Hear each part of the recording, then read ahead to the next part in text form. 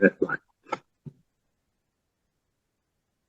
Okay, Madam Chair, fellow Toastmasters, as I was saying during our last meeting that I will continue to give a talk about parliamentary procedures. So here it is.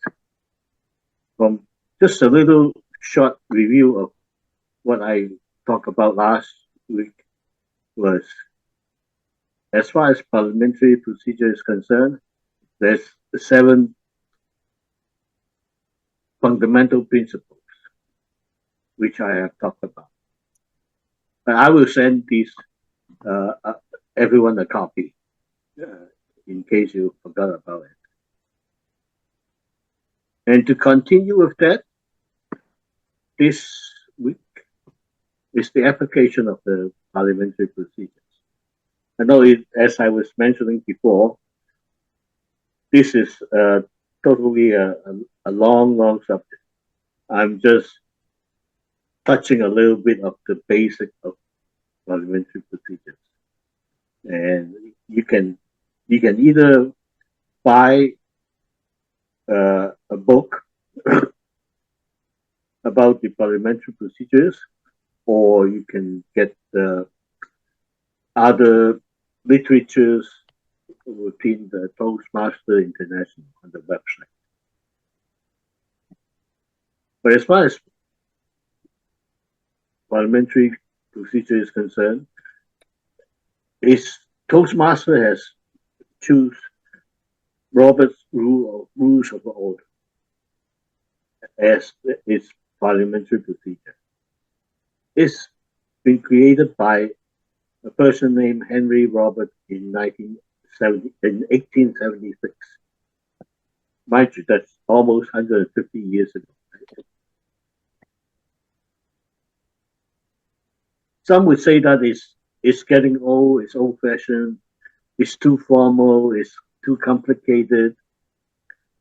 But it has been in use all this time, and it has been updated periodically. And it never goes out of style, and undeniably it's still relevant in today's organizations, large corporations, maybe even some of the government, especially in Canada, the 3 levels of government, right? Federal, provincial, and municipal. They use some kind of rules of order to do their meetings, such that they can carry it out effectively and smoothly. But as to why Toastmasters use these rules of orders is, as you all know, Toastmasters learn by running regular meetings. So we basically every week we do have a meeting, and that's how we learn from each other, and that's how we present ourselves after we have learned from the books and the literature. So running these meetings is very important for us. So and it has to be effective. Otherwise, it's not going to help us at all. There's another thing is, although parliamentary procedures is very complicated, or it covers a wide range of situations, but it's a transferable skills. As long as we can learn bit by bit in every meeting, we can practice it and apply it, so that we start to get more proficient at it.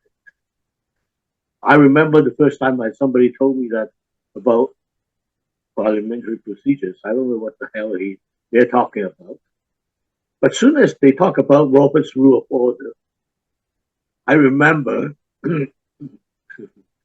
when I was at the university, I was involved in the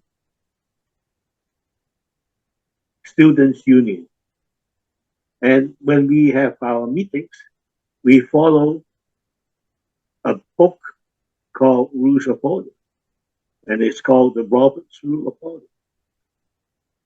So it's very useful, and it keeps us from keep getting away from the main subject that we want to talk about in the meeting.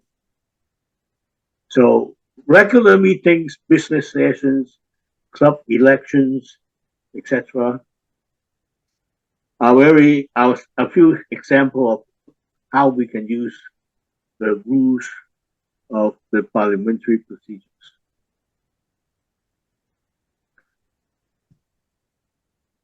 And as we have to remember that to promote fair decision making, encourage each member's active participation is the motto of the club. With that, the club becomes very active, progressive, and is to the benefit of all members. Some may say traditionally it's a structured process, but that's not the only thing. It's a testament to the core values we uphold as members of Toastmasters International. And what is that? Core values? And if you go through some of the materials on the Toastmaster International website, you'll see it's integrity, respect, service, and excellence. And that's what makes Toastmaster it is today. And this year is the 100th anniversary. And I hope that it meant something for everybody. Now, I would like to, there's a lot of things within Robert's Rules of Order. And the best thing to do to learn it is to use it, practice it, and apply it, right? So I have come up with a cheat sheet that you can use, and it's all about Robert's Rules of Order. For example, like the first one, to move a motion, and the purpose is to introduce an item requiring approval. And when can member interrupt speakers? No. So you let the member finish first. Does it require a seconder? Yes. A seconder means somebody who's gonna say they second the motion. The reason is if there's no seconder, it means there's nobody really interested about it.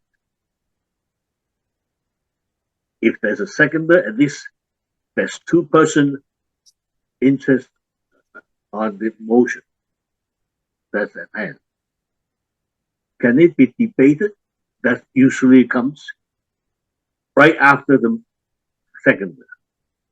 You can discuss it, you can debate it, and then after, but of course, to a certain limit of time. And then after that, it can be amended. And then afterwards, the chair would put that motion into voting, right? And of course, majority wins. And we count the majority. Will then, if we have a majority of the motion, then the motion will be passed. If not, it will be defeated. Now I'll send also this one to everyone after.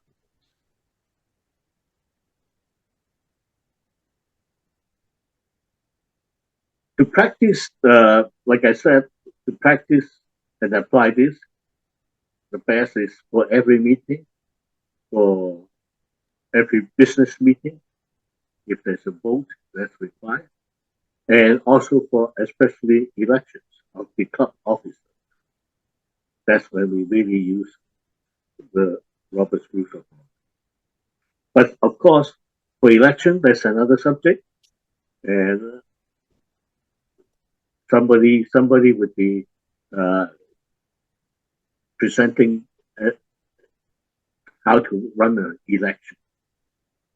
I guess maybe just before we have our elections for next year. I hope you like this, and if it's not clear or you have any questions, you can address to me or you can find them all on Toastmasters website.